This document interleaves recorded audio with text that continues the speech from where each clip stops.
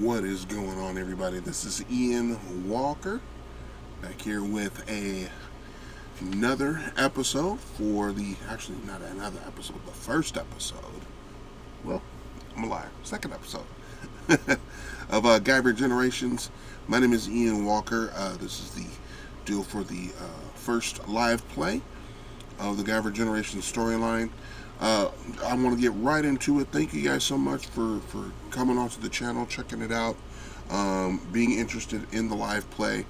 Again, as mentioned last week, I will be playing this game using both the Rising Legends system, but instead of using the built-in Oracle that is here in the Rising Legends game system, I'm going to be using the Mythic GM Emulator. And this is, again, this specific live play is not only just a live play of the GUYVER, but my version of the GUYVER, but it's also going to be an instructional on how to use Mythic when you're doing your solo role play. So hopefully this live play series will give some of you newer solo role players some insight on how to go about creating your characters and how to go about playing the game once your characters are created more specifically. So I want to get right into it. I don't want to mince words and waste time on you guys. So let's get this show on the road. Okay, so last time we began the game, so we did a little bit of rolling last week. We met Mason Gaines. He is a private investigator who was traumatized by an event that he saw happen to him when he was younger. The Chronos Corporation, which is a major player in the city that he lives, is fully public. This is not a shadow organization. The Chronos Corporation is heavily involved in pharmaceuticals and human bioengineering, and what happened to Mason was that when he was younger, he witnessed an event where his family members were kidnapped and they were actually turned into zoonoids. And so ever since then, he has had a trauma to where he's a very serious person. He grew up, he went into the military to become a trained soldier with a vow to himself that he would do whatever it takes to fight with every fiber in his being, to fight Chronos and take down everything that they stand for. So Mason became a private investigator once he left the military and became an investigator to avenge himself and his family as well as others victimized by the Chronos Corporation. So the last time we went and answered 10 questions here. Who Mason Gaines is, again, I went over that right now. And we found out that Mason has a friend who was being targeted by the Chronos Corporation. This friend was actually one of his friends in the former military unit that he was a part of. Further investigation revealed that Mason's friends, all of his other friends, were also being targeted by the Chronos Corporation. If not being hunted, they were already captured. And he is actually next on that list. However, Mason has been investigating Chronos for quite a long time, and aside from all these 10 questions, I went ahead off air and rolled up another question. And one of those questions was, he has a contact within the Chronos Corporation of rumors about a special bioweapon that can enhance soldiers. And so, rolling on the fate chart, we found that Mason does indeed know about this bioweapon, and he's come up with a plan to decide to go after this bioweapon on his own and try to get his hands on it. Okay? So, with that being said, Mason is now going in the city and going to make his way to the Chronos Corporation headquarters in the local city. I have not come up with a name for a city yet, so maybe I can come up with something on the fly. Let's just call this, I don't know. You know what? Here's what I'll do. In the comments below, if you are watching this, comment in the comments below what the name of the city is. I'd like to get you guys involved. If you guys can come up with a name for the city, I'll choose that name, and then the following week, next week's live play, the chosen name will be set live here of what I like. Okay, so go ahead and make sure you leave your comments below, and we're going to try to find a name for the city. Okay. So for right now, Mason is going to go ahead and head over to the Chronos Corporation, and at this point in time, it is late at night, and he is going to make use of his military skills to go and try to sneak into the Chronos Corporation's scientific and medical area. All right. So right now, how it plays in Fate, or in Mythic, what you have is a chaos factor. So if you remember the last time we played, the chaos factor, we begin at a 5. Okay. So at the beginning of every scene, or at the end of the current scene, that chaos factor needs to go up by 1. And the reason why it needs to go up by 1 is because now Mason is in a situation where he is more at risk of getting exposed, of getting caught in whatever he's doing. All right? And then what we're also going to do is we're going to see if Mason ends up getting involved in a random event. So if we turn the page here, all right, so we want to see if Mason encounters a regular event. So what I'm going to do here is use my trusty dice here, and we're going to use our D100 dice, which is the 10s and the 1s here. We're going to roll. It says random event focus table. So we're going to roll on this D100 table, see what we come up with. All right, so that is a 41. So here, NPC negative. All right.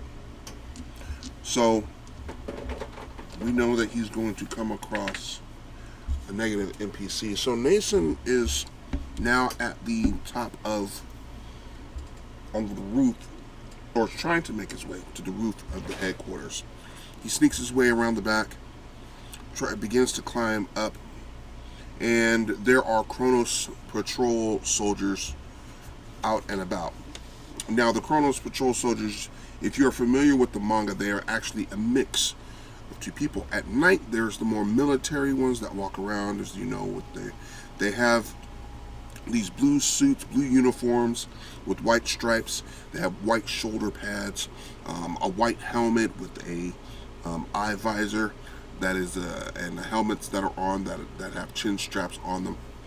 And these ones patrol the Chronos building at night. And all of these, surprisingly, are not very heavily armed. It actually seems like they are not armed at all. So, using the Rising Legends system, Mason is going to make an observation to see if he can see if they are actually armed or not. And as I said, we're not going to use, see, I said automatically said using the Rising Legends system, but we're not using that, not for this. We're going to go ahead and continue using Fate. Excuse, the mess. I got my desk here, and this is my clutter. What's going on? I'm making do right now, guys. As time goes on, this will get better, but this is what I got. This is what I'm working with right now, so bear with me. I appreciate you. So again, we're going to roll. Again, we have the chaos factor 6. Okay, so we're going to be rolling on this part of the chart here. Okay, so anything with a 6 and up. Again, if you're playing the game with me, you have that. Remember, we're going to go with chaos factor 6, and we're going to roll on that chart of percentage dice. Now, Mason notices that it seems like that they're not armed. However, due to his military training, he is going to use some further observations to see if they are armed at all. Okay, so in this case, what I'm going to put is, because they're Chronos, he's still learning about them. I'm going to say it's a 50-50 chance And based on what he knows about Chronos and what he doesn't know about Chronos, he knows that they create soldiers and Zonoids, but he also knows that they're militarized as well. So we're going to roll the 50-50. We're going to see what this says here. All right, 91. So a 91% and a chaos factor 6 here is a no. Okay, so oh, I'm sorry, that is a yes. I'm sorry, that is a yes.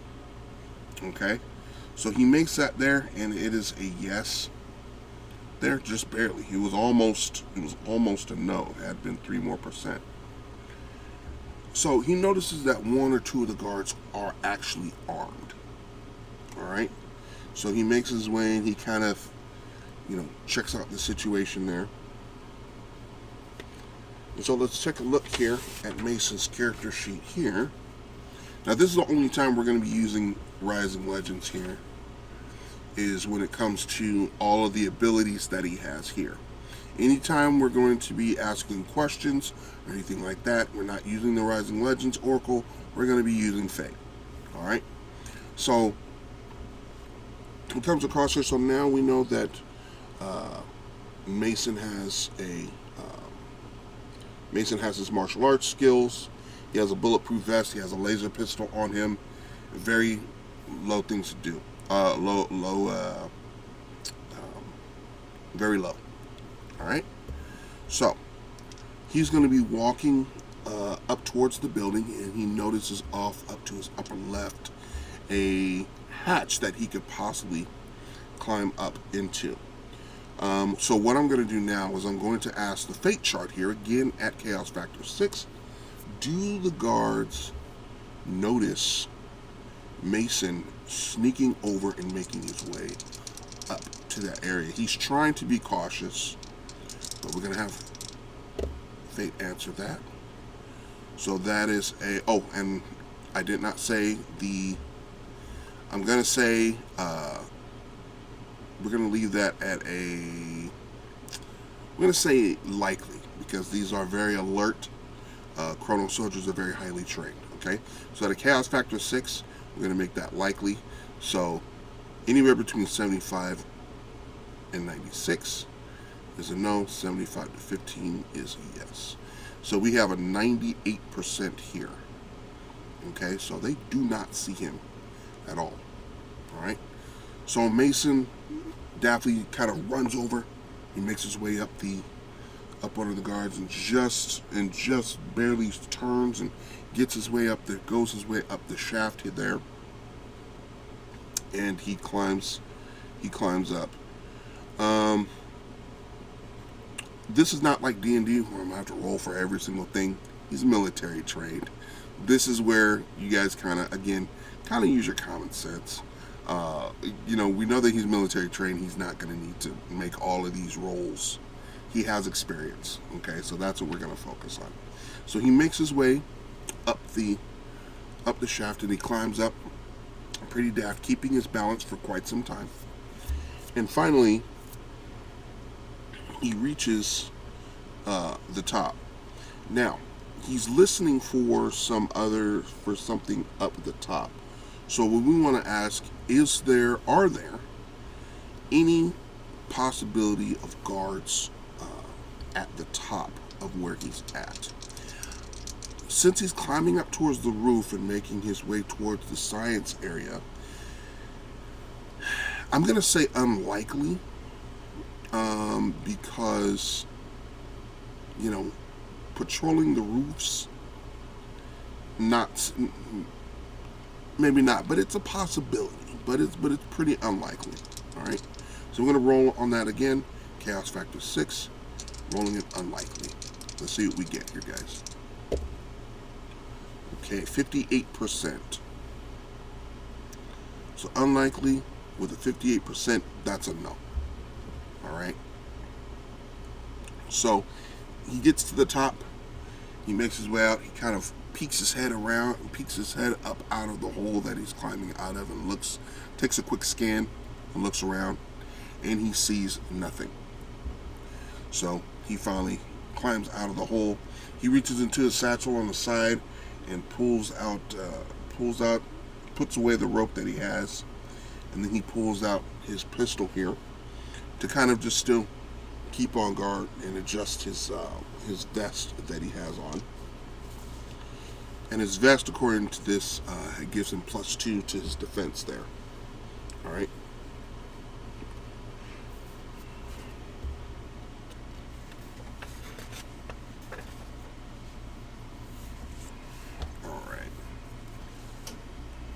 So what I'm going to do, so one way I like to track when I do my role playing here is I go ahead and just write bullet points. Write in bullet points. So we know it's episode 1. It's called Target. All right. So Mason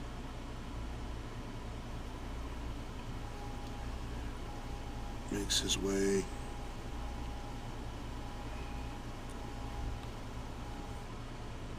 to Chronos Corp Science Building. Okay. So with successful rolls, we know he's evaded night guards.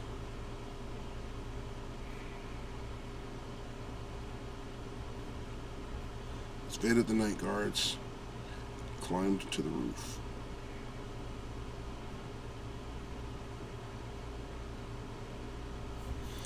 All right.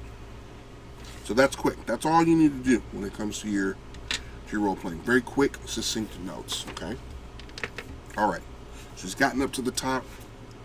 He is now. All right.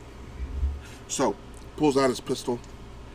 He's walking across the roof and makes his way down towards what looks to be like a skylight window.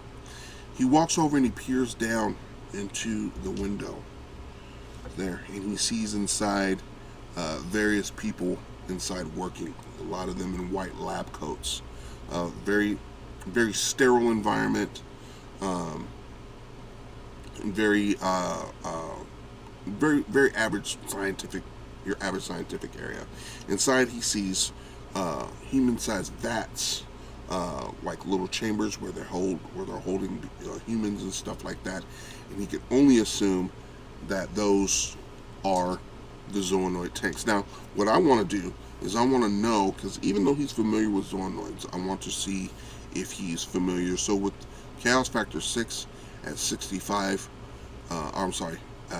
Chaos Factor 5, we're going to go for a 50-50 chance that he might know what they look like. So at 90%, he's not familiar with, hold on. Yes, he is familiar, sorry. Yes, he is familiar. Those are,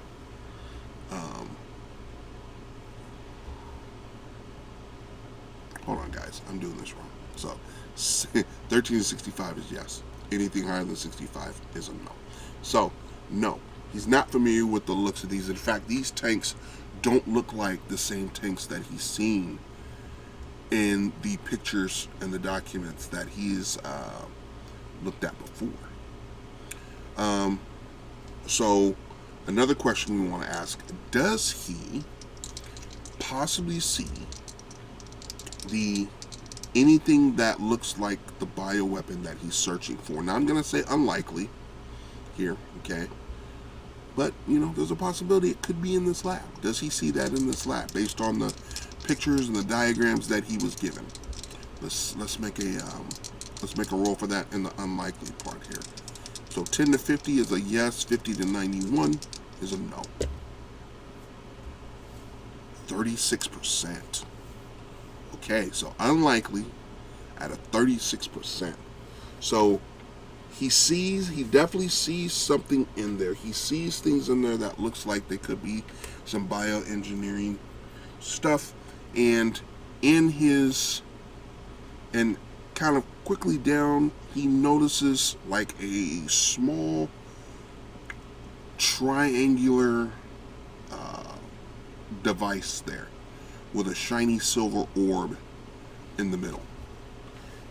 And it looks very similar to the drawings that he had received, or the pictures that he had received from his source. So this is exactly what he was looking for. Okay, so what we're gonna do now, Mason's kind of looking for, he's looking around the roof. He could charge down and crash down through the window, but that's gonna automatically get him killed. Of course, he's got to be smart about it. But instead, he's going to try to look for a another way inside. So on top of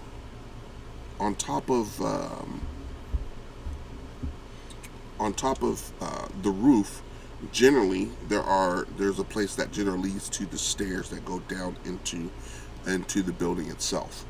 Okay, now what we're going to do is we're going to use the fate check modifiers here, and these are modifiers to add to the rolls here. Okay, so what I'm going to say is, since we're on the rooftop, chaos factor 6, it's going to be likely.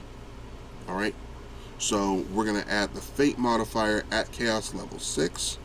So there's two things we add. So we have our odds, which is likely, which is +1, and then our chaos factor is 6, which also makes it a +1. So we're going to roll the dice here and see if there's something on the roof. So 56 and 50, it's chaos factor 6, there we go. So 56, so modifier +2, yes. All right, so he sees the stairwell, and he makes his way over, and he heads down the stairs. He goes inside of there and makes his way down those stairs. So as he's going down the stairs now, again, his gun is drawn. He's kind of looking around. Now we want to see if there are any other. So now, since we're kind of in another scene now, and we're going to go ahead and roll on the. This is the time now I want to go ahead and roll on the.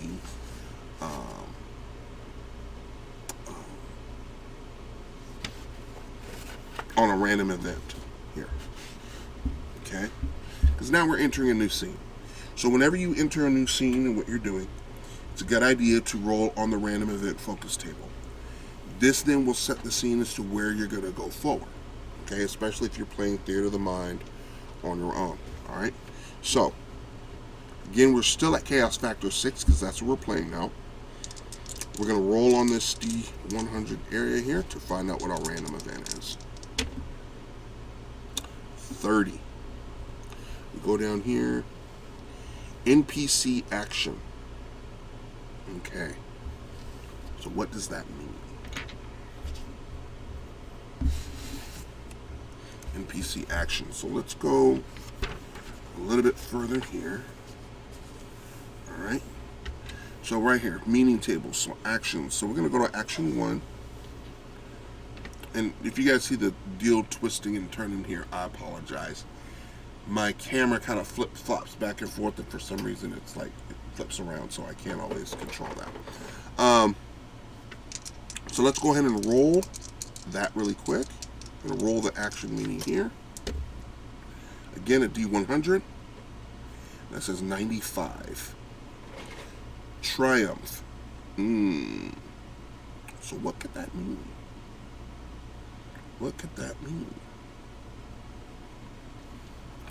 So if you say that's triumph, so NPC triumph.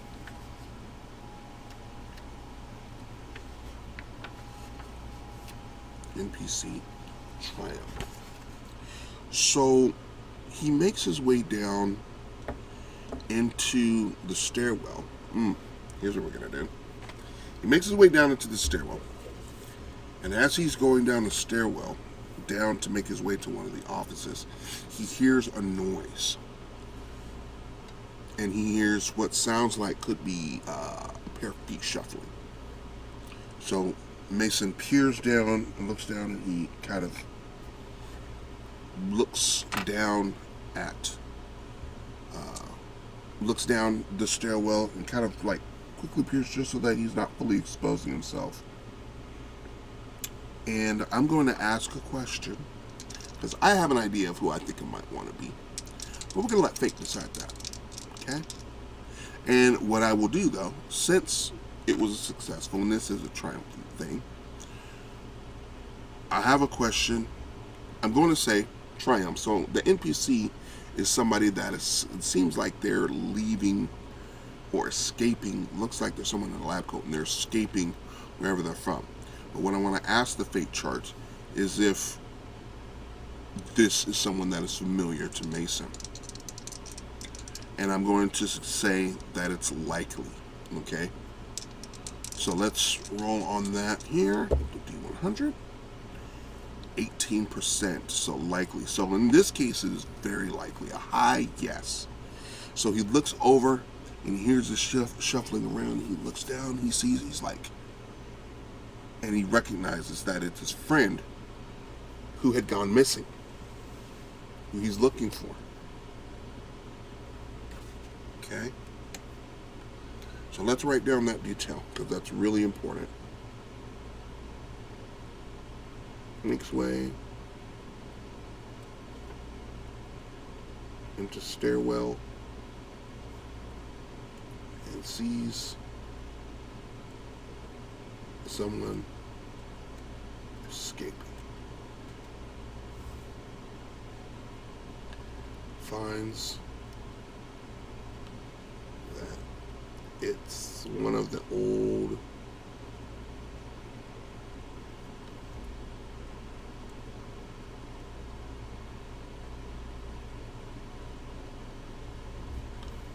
buddies. We're going to call him Tom Ingram. Tom Ingram. So he sees his buddy down below, and his buddy is dressed in, he's in nothing but shorts. He's dripping wet, and he looks a little bit paranoid. He looks scared. And as Mason looks down and he peers down, he goes, he makes this whistling sound, like this whistle sound. And the sound that he makes, as soon as he makes the sound, he sees the figure down below, and he stops right in his tracks, and he looks up and around, and he looks up and he finally locks eyes with Mason, who sees him, and all of a sudden you see a look of fear strike right across his face. And all of a sudden he just darts off and takes off down the stairs. And this is weird to Mason. So Mason now is running, and now Mason decides to run after him, trying to catch up with his friend here. Okay? Now, what I want to do here is, this is another situation here. Is it possible now that they're kind of making noise and he's running down, the covert deal is kind of off now, because now Mason is focused on his friend and trying to get to Tom, and he's wondering why he's running away from him. But I want to ask, are they in an area where there are any Chronos soldiers, either the night military soldiers or any of the daytime in the suits around here? I'm going to say likely because we're in Chaos Factor 6, and this is a situation that is out of his control. Let's go ahead and roll. 7%. That is called an extreme yes. As he goes down the stairs, and he's going down the stairs, he sees Tom running for his life, and it's almost as if he doesn't even recognize. It's almost as if he doesn't even recognize Mason. And he runs down, and as soon as his friend kind of hits the bottom stairwell on one of the floors, 2 Chronos soldiers bust out on the side, and these are the 2 military soldiers, and they intercept him, and you hear screaming and commotion all down below. And at first Mason stops in his tracks, but then he peers down and looks around. And he looks down, and he then continues going down the stairs, going down the steps here. Okay. As he goes down the steps, he then makes his way down to towards his friend, and he has his guns drawn, and all of a sudden he screams, hey, back off, let him go. He's, oh, Tom, it's me, Mason, are you okay?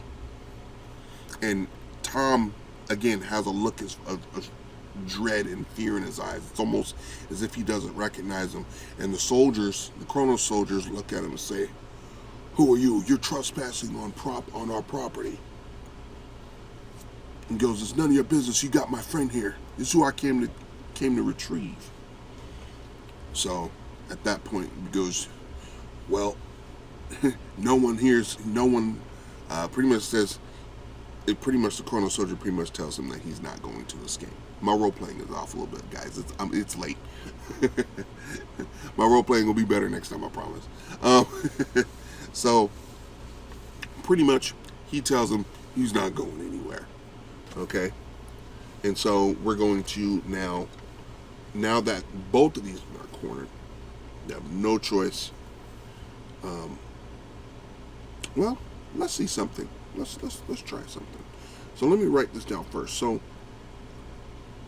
Tom takes off in fear.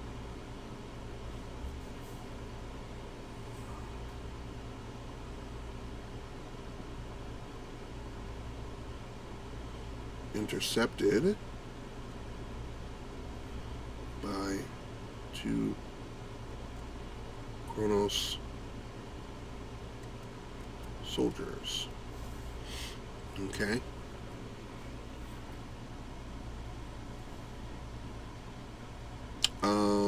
Mason confronts them.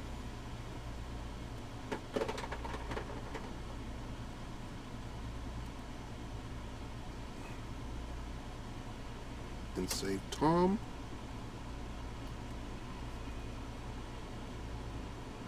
But is told his life is forfeit.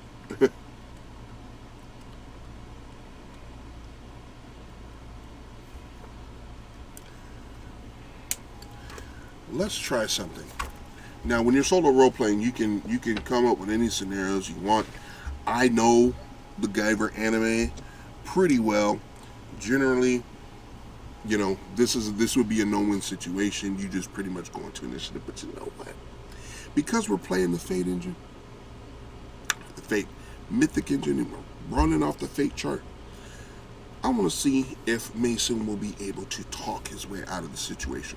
Now, I'm going to say that this is going to be very unlikely. Okay? At a chaos factor of 6, it's going to be very unlikely. All right? But, hey, let's try for the sake of trying. All right, so let's roll that 100 here. And in fact, since we'll do that, this is going to be a situation, again, with the very unlikely. We're going to use our modifiers here as well. Okay, so we got very unlikely, and the chaos factor is 6. So we got a 2 and a 1. So let's roll that. So 58 here. Very unlikely.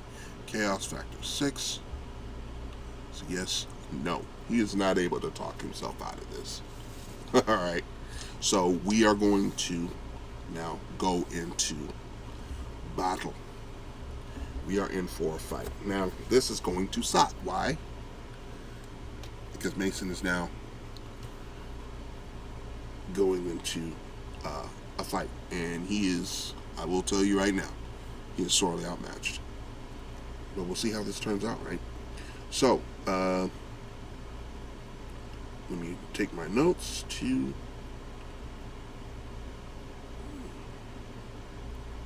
his way out. Situation, but fails.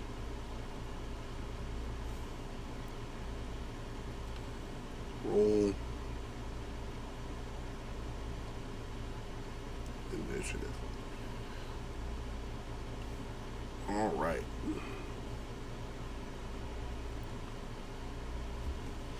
Okay.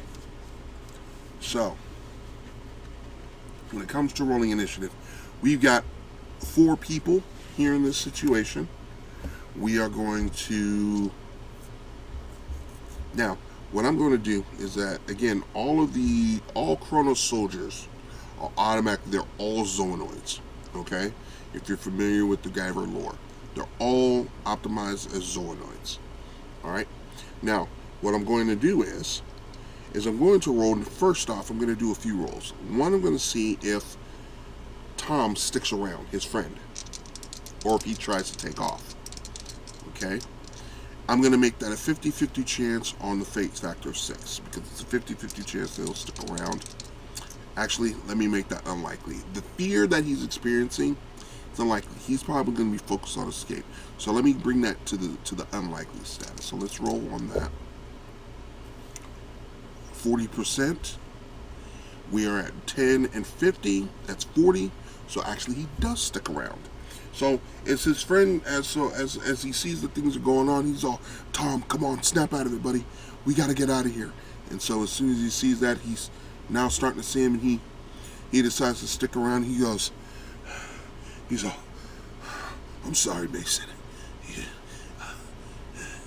I'm sorry you got into this. You're in way over your head. And unfortunately, you're next on their list. And he's like, what? And so, finally, as soon as he says that, the other 2 Chronos guards, let's see, I'm going to make a 50-50 roll, just to see if maybe they recognize him. 40%, 50-50 in the Chaos scale, they definitely recognize him. They recognize him like, we're like, wait a minute, you're Mason Gaines. Be like, oh, he's subject 4321. That's 4321. What in the world was that? Anyway, he's our subject 4321 now. Okay, so the Chronos soldiers recognize him as subject 4321, and now they really are now have a reason to attack here. All right, so we're going to now roll for initiative. We know that the friend is staying there, and we know that they're going to stay. So first off, we're going to roll for the friend. The friend, Tom, is an 18. So this is how I do my initiative, you guys. So Tom rolls an 18. Mason. Mason rolled a 3.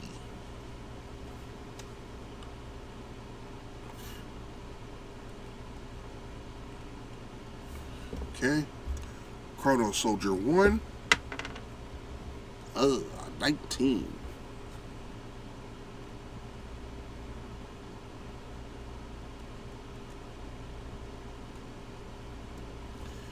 And finally 11.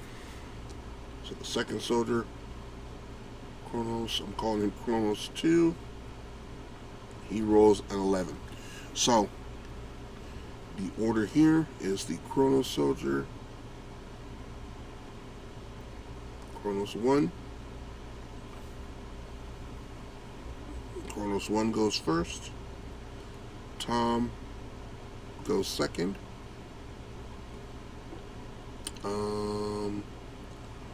Chronos 2 goes third. And unfortunately, Mason goes last. Alright, so that's our initiative order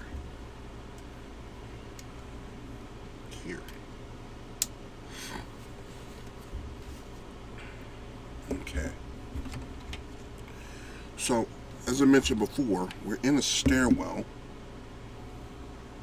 where they're at. So, in my case, when I do my solo RPG, I like to draw my scenarios out in my book if I can. Why? It gives me a visual cue. I don't have a map out in front of me right now. I don't have that in front of me. Again, later on as we go on into the show, we'll have that made available. Hopefully, then I can use some miniatures and stuff. But this guy, again, gives you guys some input on what you guys can do if you don't have miniatures on you or something like that, okay? And using your journal and still keeping everything kind of, contained there. So what I'm going to do is I'm just going to draw a simple line here because what we are in is a hallway. Okay. So we got a corridor linked hallway here. We have the door that they all came out of here. The stairwell goes up there. Stairwell. Okay.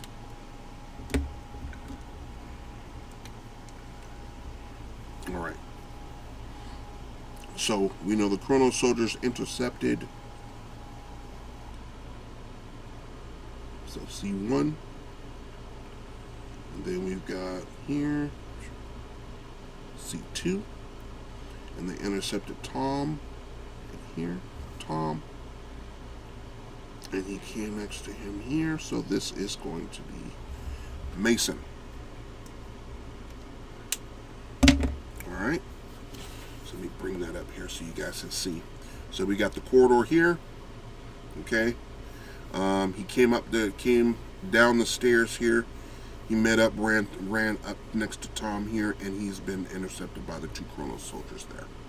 Alright. Now, I'm going to make some rolls, but I'm not going to tell you guys what they are, because you guys are the audience. So I guess this would be one of those times when I make one of those behind the shield rolls if I was the actual GM, right, or the Oracle. But I'm going to go ahead and make 2 rolls.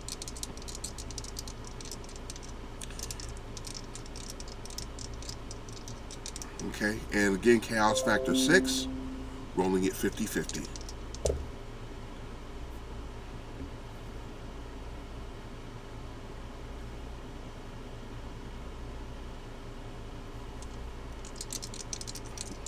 No.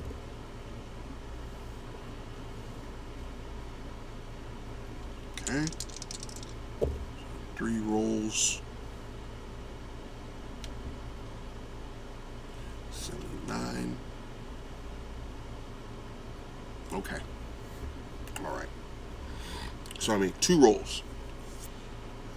First one, not successful. Second one, successful. The third one was not successful. Okay? Not going to tell you what that is. All right.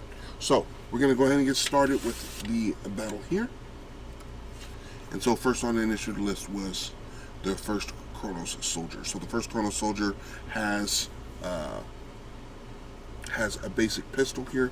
So he's going to go ahead and try to shoot at Tom here on the map there.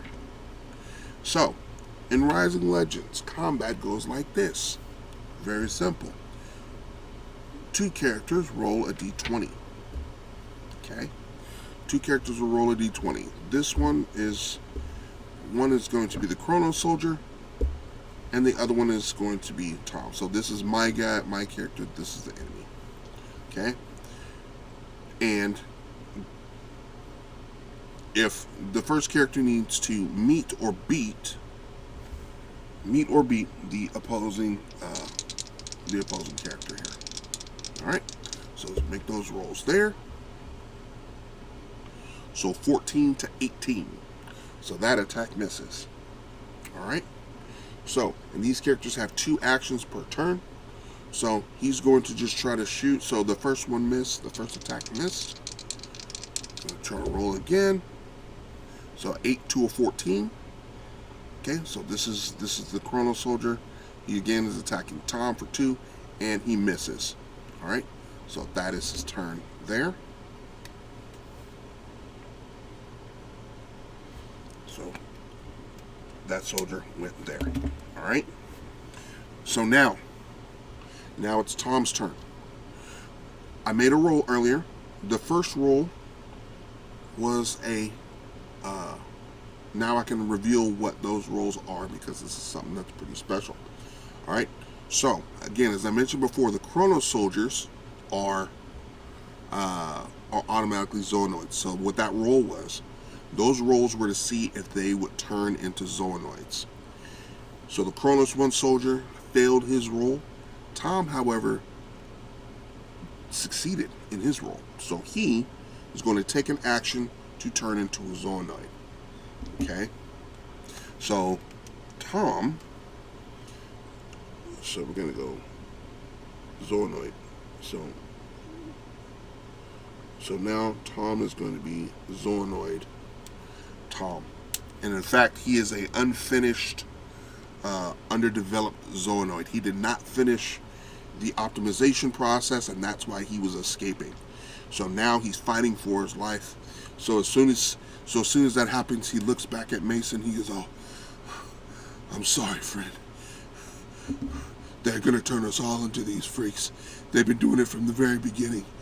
And Mason's like, "What are you talking about?" He goes, but they're not gonna do it to me. I had to fight. You know, from the beginning, we were trying to fight." And he screams, and you see, all of a sudden, you see his bones, and his bones start to break, and his skin starts to stretch, all grotesque. His arms start to bulge, and his nails, you see them turn into nails, and they kind of flip over, and they become like super bloody as these other large large nails start to come out of his nail beds, and he's turning into this ugly, grotesque monster. His face contorts and just stretches from at first a human face, and it grows into this snout. His ears grow super long out to the side, almost sticking out. Almost think about Gizmo from the Gremlins, sort of. You see his ears coming out, and his nose, human nose, kind of gets sunken in, starts to sink into it, snouts out, but then it gets sunken back in. But then all of a sudden just falls off grotesquely into this like little crinkled up grotesque thing. Fangs start coming out of its mouth, and fur starts to come out of his skin, and he grows from, at first Tom is about, he's actually about like 5 feet 9 inches tall, but then he starts to grow and grow even more as you see his bones cracking, and while he's transforming, he's screaming. This is a painful process for him. And Mason just sits back in shock and in horror as he sees everything that's going on. And because Mason hasn't seen this since he was a kid, right? So, and he turns into what looks like, again, for GUYVER fans out there, he looks like an unfinished version of Ramocus. Okay? So the fur that he has on, it's like a whitish fur, or like a whitish, not a whitish fur, but more of a light brown fur. The ears a little bit smaller than the Ramocus. The eyes still are human eyes because they haven't, again, the optimization process wasn't finished. And so Tom is going through this, and he goes in, and he's now doing everything he can to survive. So now Tom, as this renegade Ramocus, is now in the fight for his life. So he gets 2 attacks this round. He gets an action to attack, but his attack happens 2 times as a Zoonoid, and he gets a bonus to that attack as well. So we're gonna roll the dice here. So the first one he attacks is, he tries to attack the first Chronos agent here, and he definitely attacks with that addition +2, so he definitely hits. It's there. And now we roll damage. So he hits him, he gets to hit him twice. So we know the first one hit. Let's see if the second one hits here. Yep. He hits with the bonuses. It's a lot higher. So he gets a bonus of 2, which brings that up to a dirty 20, which beats the 18. So he definitely hits twice and slices at him. So each slice attack is 6. So we got 4 and 4, which is 8. Alright. So Chronos guy 1 takes 8. 5, 6, 7, 8. Alright. Damage, so he cracks him and he smacks him up against the back of the wall, up against the door back here. Okay. And Tom goes Tom is now focusing on the Chronos guy 2 to try to hit him. So again, try to focus with the bonuses here. Tom is the blue, so with the 14, actually 15, 16 at 2 and 3, he hits the first hit. And second hit's at 17 plus 2 is 19. With that 2, oh man, and this 2 is very bad for this guy. Okay? So in this case, he pretty much takes him and he gores the crap out of him. Again, 4 and 5. Chronos 2 takes 9 points of damage. 7, 8, 9. Okay. And so that's his. So each hit. So he has. So each hit he hit twice for each Zonoid there. And now we are on to Chronos 2. Now the Chronos Soldier 2 here. So now this guy. So both of these soldiers are very, very badly injured at this point. They're bleeding out. They're gored in the face now. And let's see here. So actually, let me go ahead and roll here. Let's see. Is he just trying to get away, or is he trying to kill? What's Tom trying to do? Oh, 1. He's trying to get away. All right. So Tom actually, during this point, he's demobilized these 2 Chronos soldiers, and they are taking. So, and Tom, in his Zonoid form, actually starts to take off in the opposite direction. Let's roll on the fate chart. Staying at 6, and I'm going to say very likely. What is Mason's reaction to this? I want to see his reaction. Is he shocked? Does he scared to the point where he remains stunned? And I'm going to put very likely. So let's see what the dice say. Oh, 5, most definitely. He is so shocked and stunned. The trauma of what happened to him when he was younger kind of replays in his mind all over again. And he is frozen in fear. He didn't even freeze like this out on the battlefield when he was in war, back when he was in the military.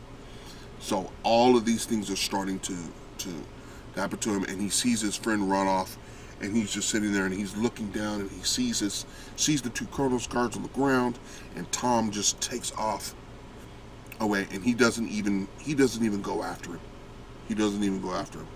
I'm going to make another roll. And the roll is for both the Chronos characters. Now that they are very highly injured, we're going to see if they turn into Zonoids. Because sometimes them turning into Zonoids is also a protective measure. We're going to make this 50-50, again at Chaos 6. So we're going to see with C1. Oh, I'm going to put stunned for Mason. Okay. His fate said, man, he's off. He's not himself.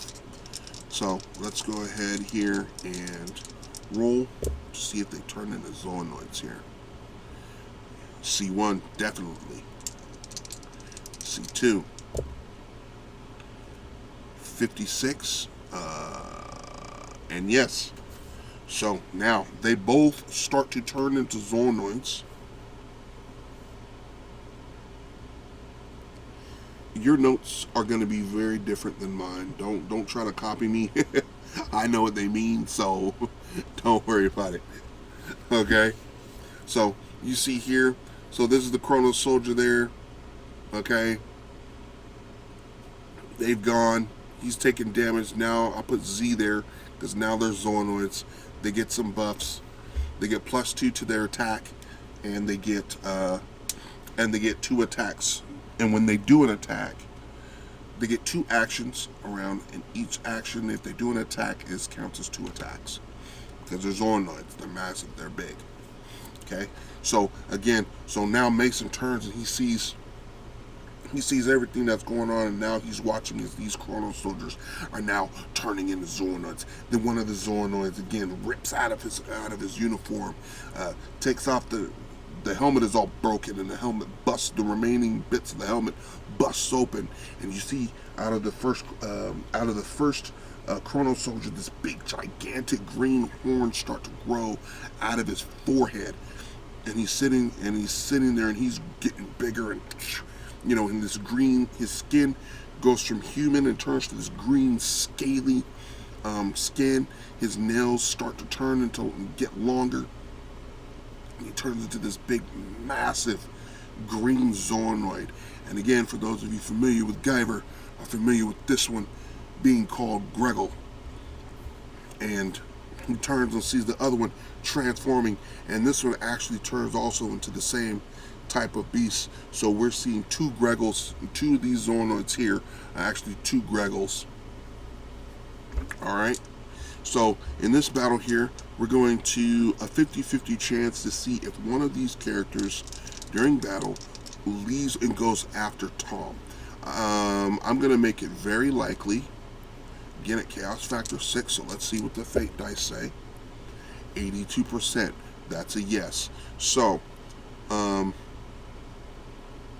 the one who's hit bad, we're going to say Chronos 2. He takes off. He gets up after he finishes his transformation, and he takes off running after Tom, who's ran off in the opposite direction here.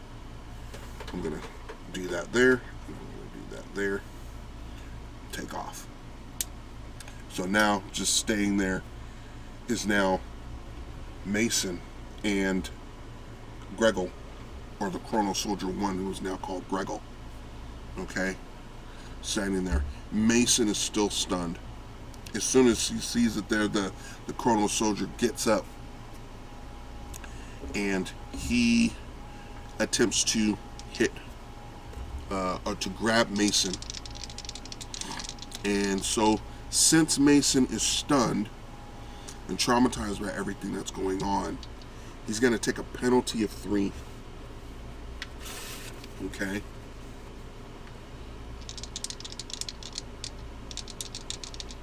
In this, to hit here. Oops, sorry about that. Natural 20. Oh, man. So, so yeah, natural 20. Greggle gets up and he sees Mason, and he grabs him right by the neck, and he grabs him. He looks at him and like, "Puny fool, you have no idea what you've gotten yourself into." And as soon as he grabs him, he bam bashes Mason dead into the side of the hallway, and he bashes him in 2 more times into the side of the wall. Mason is going to take, let's see here, this could be, I'm sorry, let's see, where's my 8-sided dice? Here we go. Bashes him 3 times, 2 times into the wall, 4 and 8, 12. So Mason is going to take 8 points of damage here. Oops, that's the wrong pen. Mason takes 8 points of damage. 5, 6, 7, 8. Okay. Alright. So he grabs Mason. So he walked over to Mason, grabbed him, tagged him twice against the wall. Mason's now kind of fighting for his life right now. Um, he doesn't have a lot going on. So now that he's kind of understanding what's going on, he's now going to try to defend himself. Okay, and now since Mason, so what he's going to do first, he's going to try to take his gun, reach down for his gun and take it out and shoot Gregor in the face with the gun. Okay, 19 and a 4. No, that does not happen. He tries to he tries to reach down to his side and pull out his gun, and as he grabs it, it slips out of his hand and drops to the floor. Gregor continues to pretty much take Mason's neck and squeezes it some more, and he brings him back again, ready to slam him against the wall one more time. The wall behind him where he slammed him in is completely thrashed and cracked. Like, one good hit and he's gonna go straight through. So let's see here. He goes through again, and let me see this action. So the first action, he only had one action. That was to do the gun. That failed. So now it's back to the Chronos agent, or Gregor here. 16. Well, I don't know why that was 16 there. He's definitely going to go ahead and hit him because he's bound. There's no way he's going to get out of this. So let's see here. Gotta grab the right thing. Gotta grab the right pieces. So we're gonna do 8, 5, and 5. So 10. So Mason's gonna take 10 more points of damage here. And now Mason's like almost like a rag doll in the hands of the state. Why do I keep grabbing this pen? Ragdoll. So 1, 2, 3, 4, 5, 6, 7, 8, 9, and 10. He's like a ragdoll at this point, and he bashes him through the. And as soon as with the second one, he bashes him through the wall, and he goes flying all the way through up again into now what is the lab? Into a lab. And as soon as he flies back, and he hits the he flies back, he's been thrown, and Gregor's now walking in, and all the scientists are now looking around, seeing everything happening, and everybody's panicking and scrambling around, and everybody's all freaking out. Mason was beat up. Mason's only got 22 hit points, so he was about to get body bombed.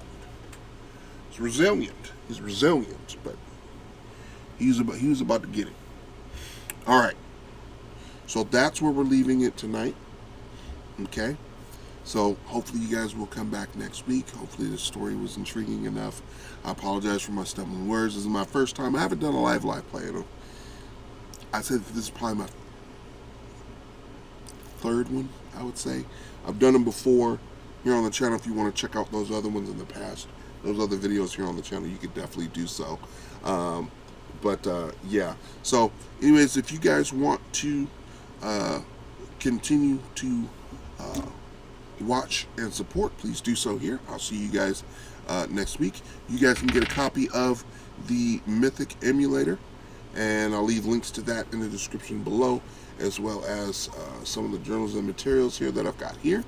And if you like what you see here, make sure if you join my Patreon, patreon.com/IDWalkerArt, you can join the Obsidian Games fan club there, where you guys will get access to all my games, as well as everything that I'm doing here behind the scenes on the channel as well. If not, your support here on the channel is wonderful as well. I appreciate it. Please be sure to leave some feedback as well on what you thought of the live play tonight. And if you have any questions, make sure you leave them in the comments below as well, okay? So, anyways, thank you guys so much, and I will see you guys next week. GUYVER Generations, Episode 3. Deuces.